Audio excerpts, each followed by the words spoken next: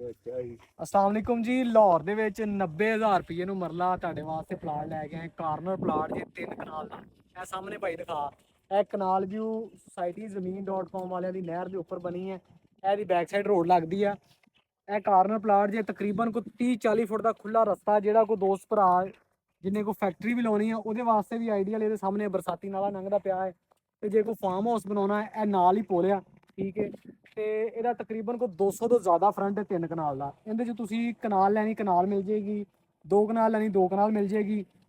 ਇੱਧਰ ਤਕਰੀਬਨ ਕੋਈ 10 ਫੁੱਟ ਦਾ ਇੱਧਰ ਰਾਹ ਆ ਤੇ 40-50 ਫੁੱਟ ਦਾ ਇੱਧਰ ਰਾਹ ਆ। ਤੇ ਇਹਦਾ ਰੇਟ ਬੜਾ ਮੁਨਾਸਬ ਜੇ, ਸਿਰਫ 90000 ਰੁਪਇਆ ਮਰਲਾ, ਯਾਨੀ ਕਿ 18 ਲੱਖ ਰੁਪਏ ਨੂੰ ਕਨਾਲ ਤੁਹਾਨੂੰ ਮਿਲ ਜੇਗੀ। ਜਗ੍ਹਾ ਰਜਿਸਟਰੀ ਇੰਤਕਾਲ ਵਾਲੀ ਜਗ੍ਹਾ ਜੇ, ਲਾਹੌਰ ਦੇ ਅੰਦਰ ਮੋਜ਼ਾ ਜਾਮਨ, ਠੀਕ ਹੈ। ਤੇ ਰਾਬਤਾ ਨੰਬਰ ਨੋਟ ਕਰੋ 0323 1486 243। ਬਹੁਤ ਸੋਹਣਾ ਪਲਾਟ ਜੇ। ਕੋਈ ਫਾਰਮ ਹਾਊਸ ਬਣਾਉਣਾ ਜੇ, ਡੇਰਾ ਬਣਾਉਣਾ ਜੇ, ਹਵੇਲੀ ਬਣਾਉਣੀ ਜੇ, ਤੇ ਭਾਵੇਂ ਕਨਾਲ 'ਚ ਬਣਾ ਲਓ। 10 ਮਰਲੇ ਵੀ ਕਹੋਗੇ ਤਾਂ ਤੁਹਾਨੂੰ ਲੈ ਜਾਵਾਂਗੇ, ਰਾਬਤਾ ਕਰੋ।